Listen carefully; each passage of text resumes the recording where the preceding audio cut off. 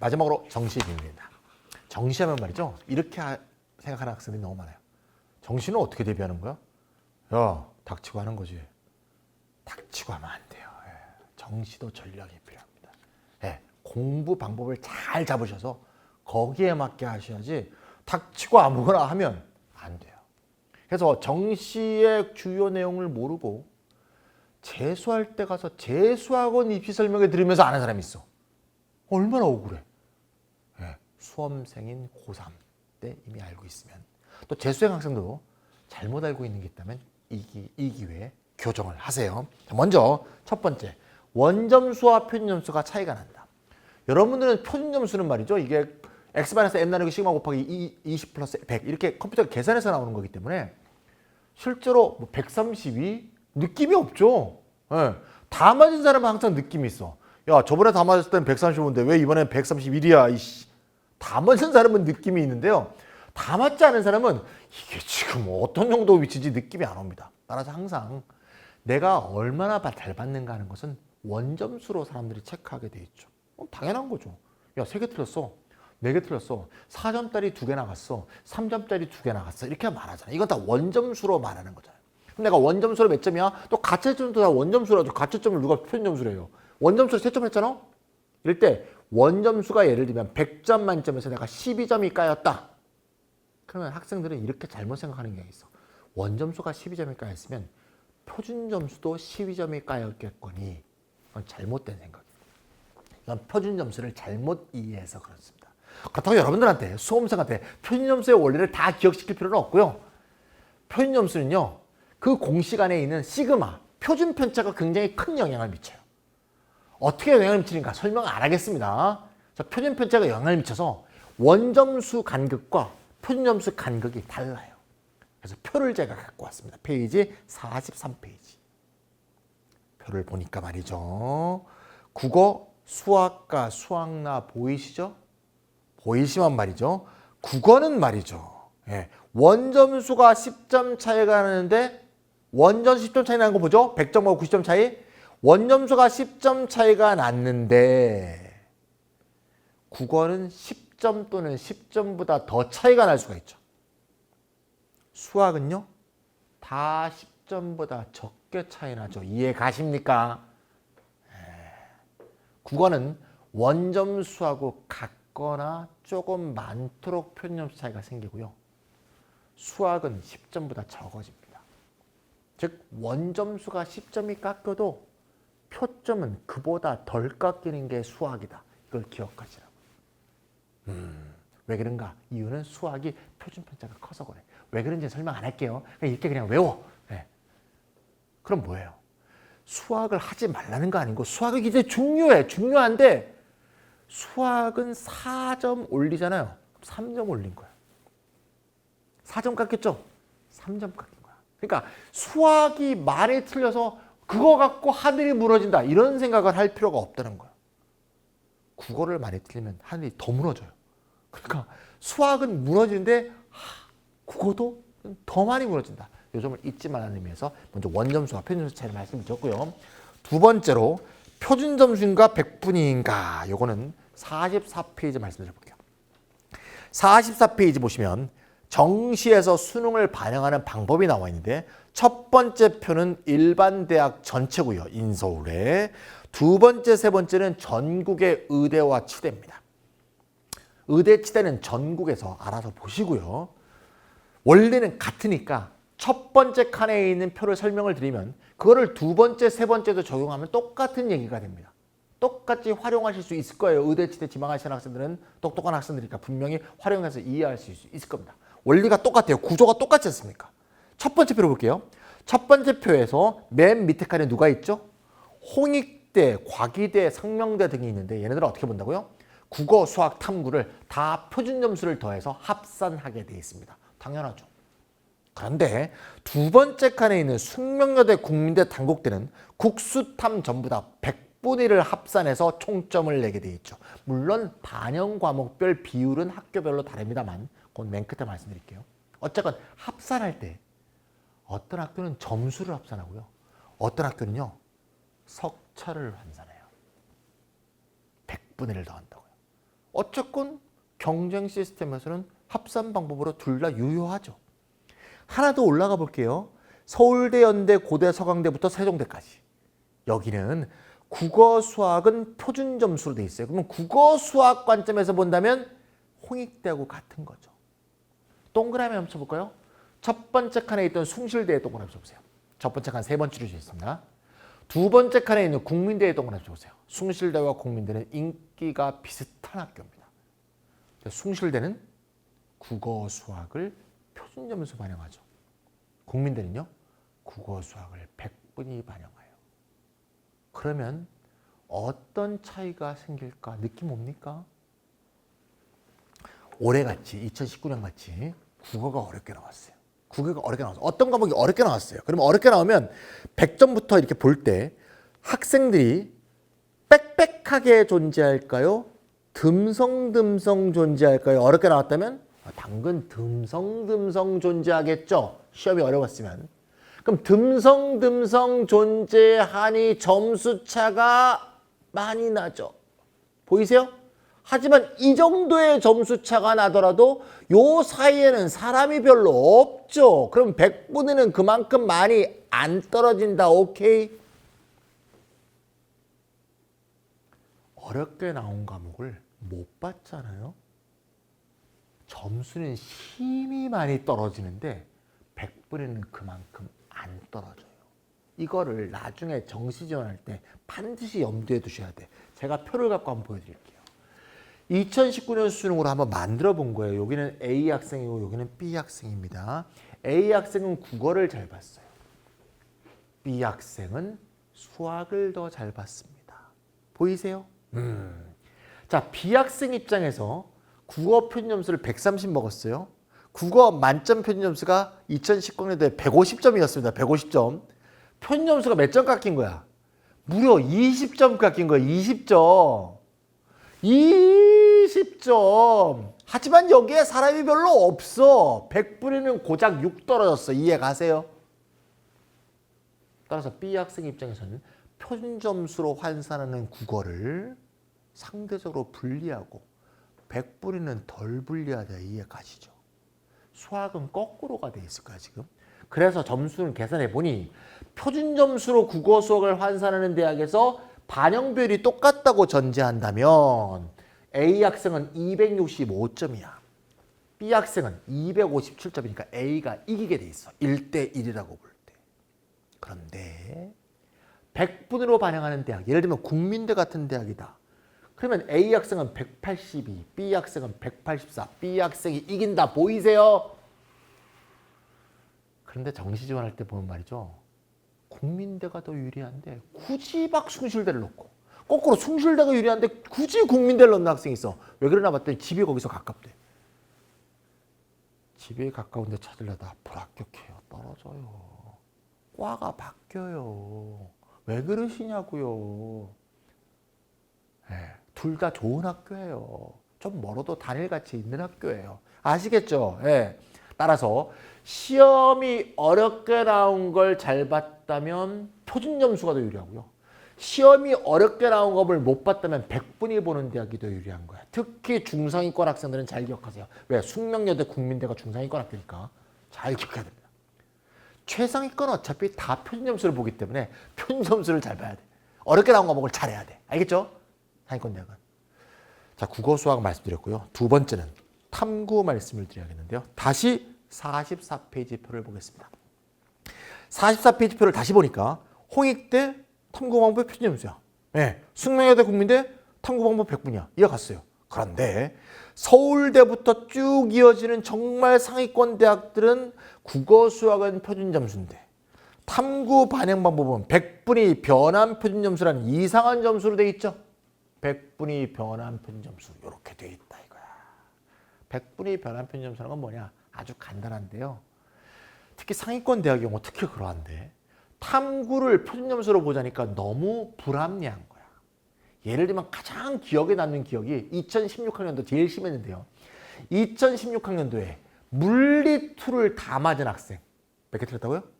다 맞은 학생. 물리2를 다 맞은 학생의 표준 점수가 63점이었어요. 그때가 제일 심했기 때문에 제일 심한 예를 듭니다. 생명과학 1을 다 맞은 학생은 76점이었어요. 두 학생 다 맞은 거예요. 어떤 학생 봅시다. 나는 전교 1등이야. 물리2를 했어. 다 맞았어. 그 학생은 다 맞은 죄밖에 없어. 그런데 나보다 공부 좀 못하는 전교 2등은 생명과학 1을 해서 다 맞았어. 그럼 내가 걔보다 몇 점? 13점 손해본다. 이해 가세요? 이 무슨 황당한 짓이야. 이건 왜 이런 일이 생기냐. 과목별 난이도 조정에 실패했기 때문이죠. 근데요, 과학이나 사회는 난이도 조정에 실패할 수밖에 없어. 왜? 출제하는 교수가 과목별로 다르고 시험 보는 애들 과목별로 다른데 그걸 어떻게 난이도를 맞춰요? 못 맞추죠. 당연히 못 맞추죠. 3점, 4점 정도 차이는 항상 못 맞히게 돼 있어요. 다 맞았는데 표준 점수가 차이가 있으므로 상위권 대학 입장에서 볼 때 야, 물리2 다 맞은 애를 13점 처벌하면 걔가 합격하겠어요? 못하지 않습니까? 따라서 이 첫 번째 칸에 있는 학교들은 국어, 수학은 표준 점수로 보지만 탐구는 표준 점수로 안 보고요. 뭘로 본다고요? 100분위로 보겠다 이거야. 이해가시죠? 100분위가 같으면 표점이 다르더라도 100분위가 같으면 과목이 다르더라도 100분위가 같으면 같은 점수로 보겠다는 얘기입니다. 여기까지 이해가셨습니까? 네. 근데 문제가 생겼어. 어떤 문제가 생겼냐? 국어, 수학은 표준 점수로 보고 탐구는 100분위로 보면 더 할 수가 없죠. 여러분들 GDP하고 인구를 더하면 뭐가 돼요? 아무것도 아니지 뭐. 서로 성격이 다른 숫자를 더하면 뭐가 돼? 아무것도 아니지. 석차인 100분위하고 점수인 표점은 더할 수가 없어. 그럼 어떻게 해야 돼? 숫자의 성격을 같게 만들어야겠죠. 그래서 이 첫 번째 칸에 있는 학교는 탐구를 표점으로 보지 않고 100분위로 보되 이 100분을 점수로 바꾼다고요. 그거를 100분위 변환 표준 점수라고 하고요. 이거는 수시 추합이 끝나고 정시 원서를 받기 전날 또는 전전날에 각 대학 홈페이지에 각 대학이 발표합니다. 그래서 이 첫 번째 칸에 있는 대학에 정시로 좋게 가려면요. 이 첫 번째 칸에 있는 대학이 실제 100분위 변환 표준 점수를 얼마나 급간을 두느냐. 100분위 100과 100분위 뭐 95, 90 사이가 점수차가 어떻게 나는 걸 미리 알고 있는 게 좋아. 매년 발표할 때마다 조금씩 오차가 생기지만 조금씩 수치가 달라지지만 기본적 수치는 달라지지 않아. 따라서 이걸 본다면 말이죠. 한번 보세요. 연세대 쭉 보이시죠? 연세대 보세요. 100분위 100인 것과 100분위 95인 거의 차이를 한번 잘 보세요. 100분위 100과 95 사이에서 사회탐구 보이세요? 100분위 95와 100분위 100의 옆에 있는 점수, 그게 변환 점수예요. 점수차가 몇 점 차가 나? 1점 차 나죠. 1점 차. 그럼 예를 들어 보세요. 사탐을 어떤 과목을 쳤간에 100분위 95를 하나, 두 개 했어. 95 두 개 했어. 그럼 뭐야? 1점 차, 1점 차니까 100분위 100, 100인에 비해서 몇 점 차? 2점 차가 나게 돼 있죠. 이해 가세요? 95니까 1점 차였으니까. 사실은 연세대는 2점 차가 나지 않고 1점 차가 나요. 왜냐? 반영 비율 보이세요? 맨 끝에 반영 비율 50페이지 반영 비율을 보시면 반영 비율의 인문계열 연세대는 탐구에 뭐라고 써 있어요? 0.5라고 써 있죠. 연세대는요. 탐구 100분위 변환 표준 점수 두 개를 더한 다음에 더한 거에 곱하기 2분의 1을 해요. 이해가십니까? 따라서 사탐 100분위 95 두 개를 했다면 1점 플러스 2점 곱하기 0.5에서 1점 차이가 나요. 무의미한 차이는 아니지만 큰 차이도 아니다. 이해 가세요? 다시 돌아와서 45페이지 와서 과탐을 한번 보겠습니다. 과탐을 보시면 똑같이 100과 95 차이를 볼게요. 100과 95 차이에서 작년 기준에서 볼 때 몇 점 차? 러프하게 한 3점 차이가 나죠. 그러면 과탐 100분위 95를 했다면 3점 차, 4점 차니까 과탐 100분위 100인에 비해서 몇 점 차이가 나는 거야? 그렇지, 6점 차이. 하지만 6점 차이가 아닙니다. 실제 점수차는 9점 차이예요. 왜냐? 51페이지 보시면 자연계열 연세대 어떻게 돼 있어요? 탐구 뭐라고 써 있어? 1.5. 연세대는 과탐 두 개를 변환 점수를 더한 다음에 곱하기 1.5를 해요. 따라서 6점 차이는 몇 점 차가 돼? 9점 차이가 돼요.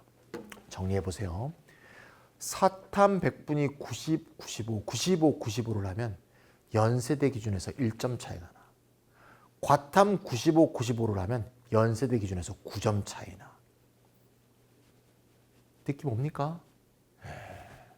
사탐은 무의미한 거는 아니지만 큰 차이는 아니에요. 과탐은 무지막지한 차이입니다. 왜냐? 과탐 100분이 95, 95가 9점 차이 나는데 과탐 100분이 95, 95라는 건 정교권 학생이 먹는 100분이에요. 우리는 그렇게 못 먹어요. 예. 그러니까 뭐야? 90, 90이 된다면 10몇 점 차이가 날 것이다. 이해 가세요? 85, 85면 20 몇 점 차이가 날 것이다. 이해 가세요? 근데 왜 과탐 공부 안 해? 사탐은요, 안 해두면 나중에 그것 때문에 불합격하는 거고요. 과탐은 안 해두면 그것 때문에 아예 원서를 못 넣습니다. 알겠습니까? 예. 사탐이 안 중요하다는 얘기가 아니고요. 과탐은 엄청나게 중요하다는 얘기라는 거예요. 그 점을 잊지 마시고 잘 이해하실 필요가 있습니다. 자, 그 다음에 과목별 반응 비율은 학교별로 다 돼 있죠. 50, 51페이지 한번 보시면 되겠고요. 과목별 반응 비율에서 가장 중요한 것은 이게 학교별로 나중에 정시효과를 보면 말이죠. 학교별로 과목별 반응 비율은 표시 방법이 달라요. 어떤 학교는 분수로 표현해요. 뭐 2분의 1, 3분의 1, 5분의 1. 어떤 학교는요 1대 2대 5 이렇게 돼 있어요. 뭐 이렇게. 어떤 학교는요 퍼센티지로 돼 있어요. 20%, 30%, 50%. 그래서 절대 비교가 안 돼요. 왜 우리 학교는 그렇게 내는데 내가 뭐라 그럴 거야? 뭐 할 말은 없어요. 근데 우리 입장에서 굉장히 깝깝하죠. 그래서 저는 국어를 1을 기준으로 해서 각 대학을 다시 다 정리한 거예요. 제가 직접. 그러니까 실제로 정시효과를 보면 수치가 다를 수가 있어. 선생님 저게 1.75라고 돼 있는데 선생님이 왜 1.5라고 써주셨어요? 그거는 국어도 아마 배수가 1보다 클 거예요. 이해가시죠? 1.25, 1.75 돼 있는 걸 국어 1로 해서 다시 낮춰서 다시 재조정한 거야. 그래야지 횡적 비교가 되니까. 그래서 서강대는 1.1이고요. 나머지 학교는 전부 국어를 1로 볼 때 수학과 탐구가 몇 퍼센트냐 이렇게 표현한 거예요. 그러니까 이거야말로 진정한 학교별로 비교 가능한 표입니다. 이쯤은 우레와 같은 박수가 나오고 있죠. 네, 알고 있습니다. 네, 화면 바깥을 보면서 얘기를 했습니다. 그러고 보시면 인문계열과 자연계열의 차이점을 잘 보일 수 있죠. 인문계열은요. 수학 반영 비율이 유독 높은 학교가 서강대죠. 서강대는 인문자연을 통합했기 때문에 인문자연의 반영 비율이 똑같습니다. 1대 1.5 대 0.6. 따라서 탐구 반영 비율이 제일 낮은 데가 사탐의 경우에는 서강대가 아니지만 과탐의 경우에는 서강대가 제일 낮습니다. 그리고 말이죠. 수학의 경우 극영을 제외하고는 대부분 그렇게 높지 않은데 중상위권 대학을 중심으로 해서 상경계열과 인문계열의 수학 반영 비율이 차이가 나는 경우가 점점 늘었죠. 그래서 상경계열을 지원하는 학생들은 수학 공부를 좀 더 해줄 필요가 있다. 시간 배분을 말하고 있습니다. 사탐의 경우에는 제일 많이 반영하는 학교가 1이고 1 이하인 경우가 굉장히 많으므로 국수형에 좀 더 치중을 하고 사탐은 그 다음으로 하면 되겠다. 이런 얘기가 되겠고요. 자연계열을 보시면 수학 반영 비율 굉장히 높죠. 네, 자연계열은 수학 반영 비율이 높기 때문에 아까 처음에 1대 1이라고 보면 국어의 10점 차가 표점 차가 더 난다 그랬죠. 하지만 1대 1이 아니야. 1대 1.5, 1대 1.75, 1대 3.33 숙명여대 수학과 아주대 1대 2.67 이렇게 되면 결국은 수학가의 경우에는 수학나는 안 그렇겠지만 수학가의 경우에는 국어보다 표점 차는 훨씬 많이 날 거다. 이해 가시죠? 그래서 1대1 기준으로 해서 얘기했던 건 좀 여기서 다시 반영 비율로 해서 조정해서 이해해야 됩니다. 하지만 이화여대 같은 경우는 1대1이기 때문에 이화여대는 정말 국어가 수학가보다 중요한 겁니다. 하지만 1대 1.5 이상 되는 학교는 무조건 수학가가 국어보다 더 중요하다. 아시겠죠? 또 중요한 거는 과학탐구가 대부분 수학과 반영 비율이 같다는 겁니다. 수학보다 과탐 반영 비율이 적은 학교는 몇 개 안 돼요. 서울대, 서강대 등등. 그래서 과탐 공부를 지금보다 훨씬 많이 해야겠다. 그 점도 반영 비율에서 잘 확인할 수 있습니다. 마지막 영어 말씀을 드린 말이죠. 영어 절대평가가 되면서 영어에 대해서 너무 공부 안 하는 학생들이 많아. 뭐 영어 좀 못 보면 2등급, 3등급 적게 깎는 학교 가지. 이게 잘못된 생각이라는 말씀을 드리면서 마무리를 지을까 하는데요. 영어 절대평가 52페이지 한번 보세요. 이것도 역시 2등급을 많이 깎는 학교인 경희대부터 가장 적게 깎는 학교인 서울대까지 쫙 분류했습니다. 회색 표시한 학교가 작년과 달리 변화한 학교입니다. 2020이 되면서. 중앙대가 2등급을 0.5점 깎았었죠. 서울대와 똑같이. 너무 적게 깎다 보니까 학생들이 영어를 너무 못해. 그래서 10배 올렸어요. 2등급을 0.5점 깎지 않고 올해부터 5점 깎습니다. 우와. 3등급은 7점 더 깎아. 와, 어마어마하죠. 오히려 이화여자는 너무 많이 깎았죠. 2등급을 10점 깎았죠. 그럼 89하고 90이 1점 차인데 10점 차를 주면 이게 뭐야 이게 지금. 왜 89를 자꾸 100하고 비교하는 거야. 입학처가 잘못 짠 거죠.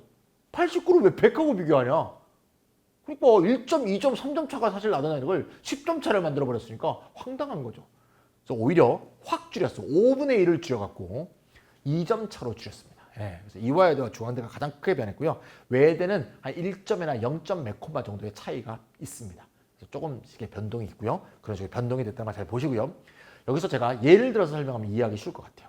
거기 경희대 보이시죠? 경희대 보면 말이죠.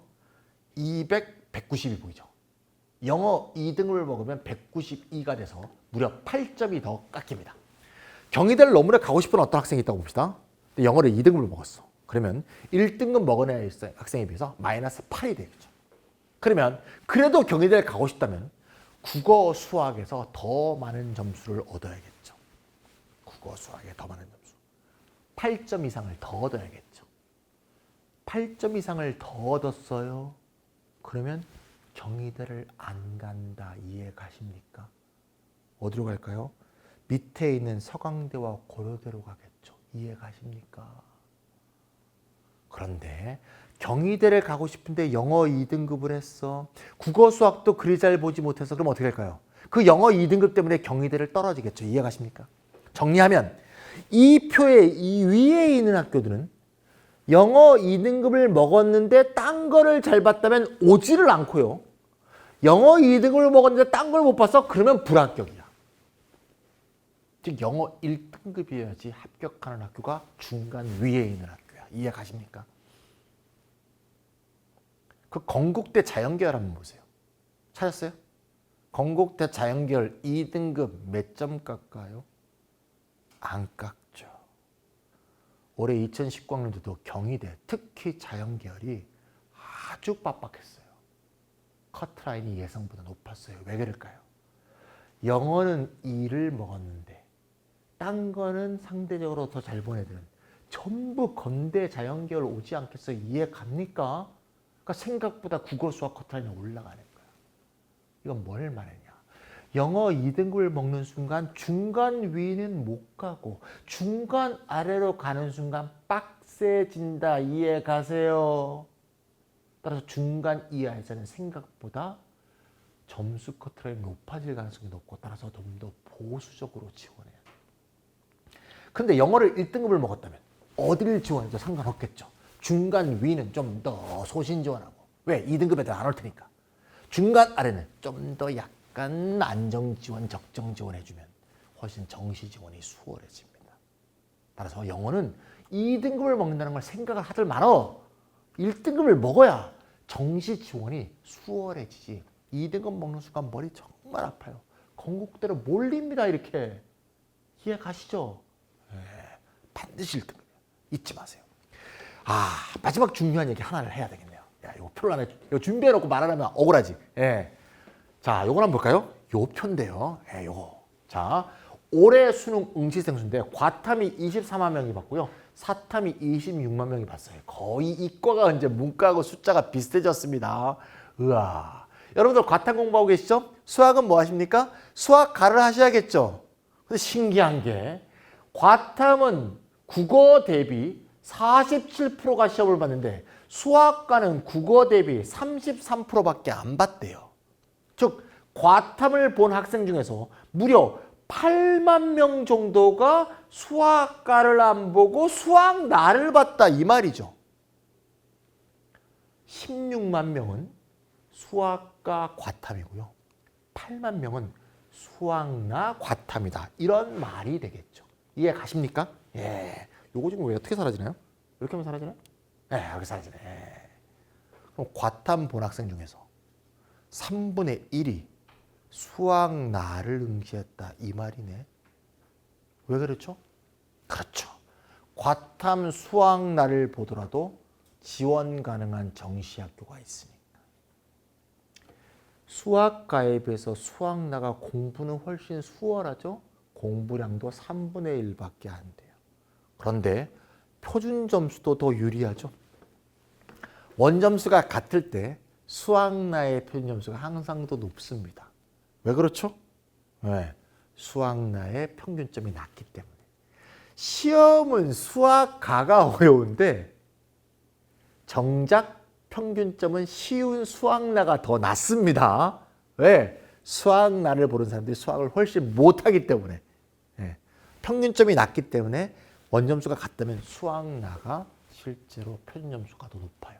그러면 어떤 학과가 과탐 수학과를 와도 지원할 수 있고 과탐 수학나를 지원할 수 있어요. 둘 다 가능하다면 수학나를 치는 애들이 무조건 유리하겠지. 왜? 같은 원점수에서 표준점수가 높으니까. 따라서 그런 학교가 대개 있으면 수학과에 가산점을 주게 되어 있습니다. 바로 이겁니다. 이런 학교가 있는데요. 서강대 자연계열 전부, 숭실대는 이과들, 숭실대가 인기 있는 과들입니다. 국민대도 전부, 단국대는 건축, 세종대도 요과들은 과탐 수학나를 보고도 지원이 가능해. 그런데 수학과가 너무 불리해지니 가산점을 주겠다 이 말입니다. 숭실대는 과탐까지 가산점이 있고 나머지는 수학과에만 가산점이 있어요. 이걸 보면서 어떤 학생들이 생각해. 수학과 가산점 10%를 주니까 원점수 같은데 보니까 표준점수가 수학나가 약간 높아. 하지만 수학과에 10% 가산점을 주니까 수학과가 결국 더 높아지네? 수학과가 결국 유리한 거군. 이렇게 생각하시면 안 돼. 왜냐하면요.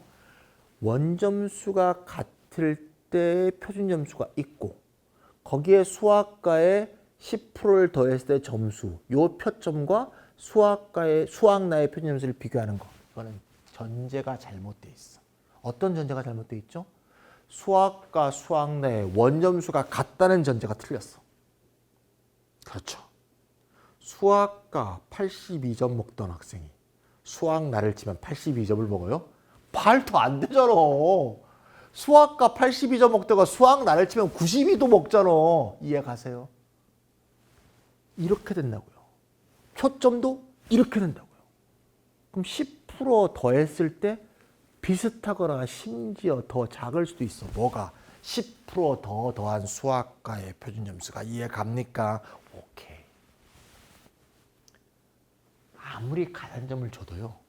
수학나로 온 애가 무조건 유리해요. 왜? 심지어 수학과 표점이 약간 더 높다 하더라도 수학나는 수학과보다 공부가 3분의 1이야. 나머지 시간에 국어 수학 점수를 더 올렸을 거야. 이해 가세요? 그래서 과학탐구 본 학생들의 3분의 1이 수학나로 빠져나가는 거예요. 근데 명심해야 될 것은 그렇다고 다 빠져나가면 안 돼요. 왜요? 박 터지겠죠. 서강대밖에 없어요, 여기. 그러고는 쭉 내려가서 숭실대입니다. 그럼 서울대, 연대, 고대, 성균관대, 한양대, 중앙대, 경희대, 단국대 뭐 많죠? 왜? 다 이거는 수학나로는 지원을 못해요. 그러니까 애초부터 난 여기 갈 거야. 수학나, 과탐. 그러다 못 가는 순간은 그 다음 여기입니다. 또 그 다음 볼게요. 숭실대 이과 갈 거야. 수학나 과탐했어. 못 가는 순간 여기입니다. 숭실대 국민대를 못 가는 순간. 그 점은 명심하셔야 돼요. 그래서 이렇게 판단하셔야 되겠습니다. 지금은 일단 과탐 수학과를 열심히 하세요. 열심히 하세요. 열심히 하다가 수학과가 너무 안 나와. 너무 안 나는 건 무슨인가? 6, 7, 8, 9. 누군가는 6, 7, 8, 9를 하니까 1, 2, 3, 4, 5도 있는 거 아니야? 수학과 6, 7, 8, 9가 되면 9월 달에 원서 쓸 때, 8월 말 9월 초에 원서 쓸 때 수학나로 쓰세요. 알겠죠? 네, 수학과로 갈 수 있는 데보다 더 좋은 데일 거예요. 근데 수학가가 5등급 이상인 경우인데 굳이 저 학교만 바라보면서 수학난을 치는 건 옳지 않아. 5등급이 좀 고민해야 되는데 5등급일 때는 딴 과목과 좀 비중을 봐야 돼. 딴 과목은 좀 많이 잘해. 그러면 수학과 5등급도 수학과를 계속 고수하시고요. 딴 거는 그보다 더 못해. 그럼 수학과는 5등급이더라도 수학나로 전향할 필요가 있다. 아시겠죠? 1, 2, 3, 4는 그냥 가시는 거야. 등급이 어떻게 되건 간에. 알겠죠? 어쨌건 이 수치는 매우 중요한 의미로 6, 7, 8, 9의 경우에는 원서 쓸 때 꼭 고려하는 의미에서 정시의 비밀에서 말씀을 드렸습니다. 자, 제가 오탄을 딱 입고요. 그냥 수능에 이번에 2020년 대입의 5대 포커스부터 쫙 말씀을 드렸습니다. 자신에게 특별히 적용이 되는 부분은 좀 더 반복해서 들으시고요. 또 어머니만 들으지 마시고 아버님도 한번 같이 보면서 아버님들이 무슨 무관심이 필요하다. 절대 그렇지 않습니다. 아버님들이 관심이 있는데 무관심이 필요한 건 쓸데없는 소리 하면 무관심이 필요한데 그죠? 야고야! 그러면서 소리나 지르고 그게 아니고 관심을 갖고 좀 더 이 문제를 접근할 수 있게 하려면 남편도 한번 같이 보고 이렇게 해서 또 같이 보면서 토론도 하고 의논도 하고 이렇게 하면 훨씬 좋은 입시 전략을 세울 수 있을 것 같습니다. 자, 긴 시간 동안 열심히 보셨고요. 2020년 11월에 좋은 결과 얻으시길 바랍니다. 여기까지 김철이었습니다.